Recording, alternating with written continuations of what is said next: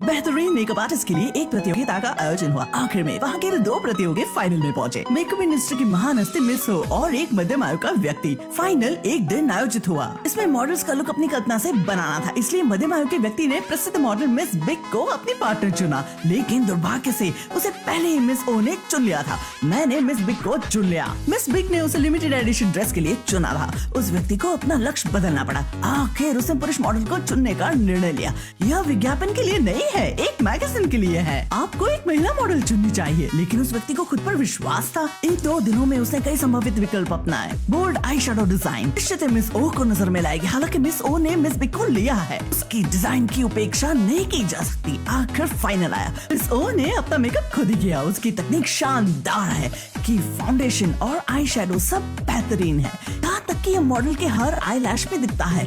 आखिर में उसने क्रिएटिव तरीके से अपनी आंखों पर ग्लिटर लगाया, जिससे वो खूबसूरत लग रही थी। ड्रेस पहनने के बाद वो फूलों से भी सुंदर लग रही है।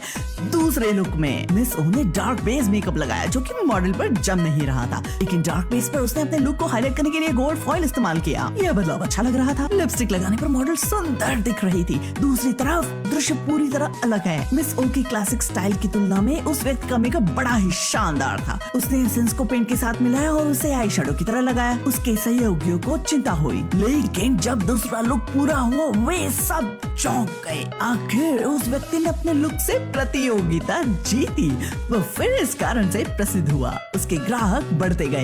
एक दिन उसे एक प्रसिद्ध ऑडिशन कार्यक्रम में बुलाया गया, ट्रेनीज का मेकअप करने के लिए। देखने के बाद उसने सू योंग को चुना। उसके खुशनुमा चेहरे पर उसको करने को बहुत कुछ मिल गया। उसने एक उचित बेस मेकअप लगाया, फिर आई शैडो मेकअप किया बिना किसी लेटअप के। फिर उन्होंने छोटे मोतियों से लुक को सजाया। हो गया।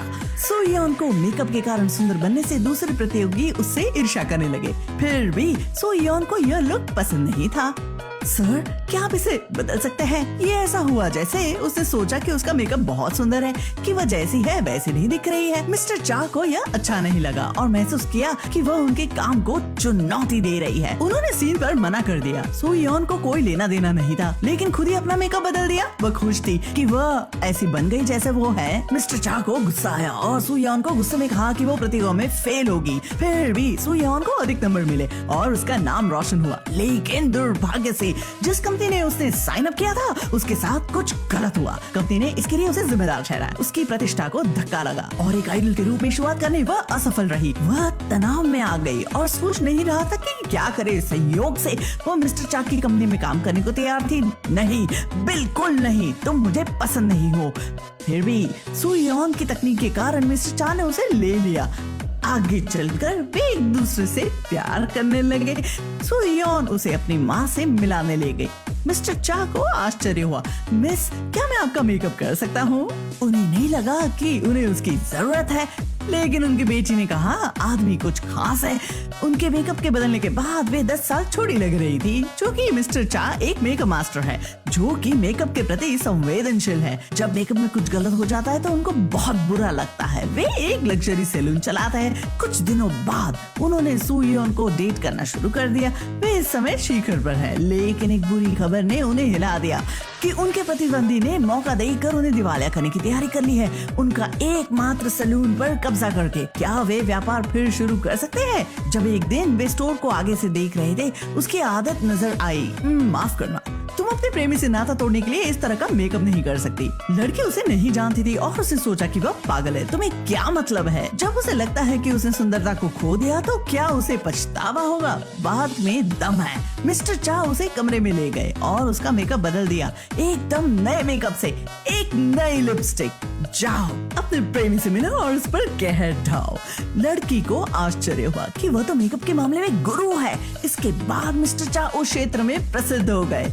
इससे उनका सलून अच्छा चलने लगा, लेकिन कुछ दिनों के बाद अधिक कीमत के कारण वहाँ ग्राहक आना बंद हो गए। कुछ दिनों बाद आखिर एक महिला आई। उस महिला ने उन्हें कुछ याद दिलाया। वाकई में वे उस महिला को जानते थे। वो मेकअप आर्टिस्ट थी जो कि दुल्हन का मेकअप करती थी।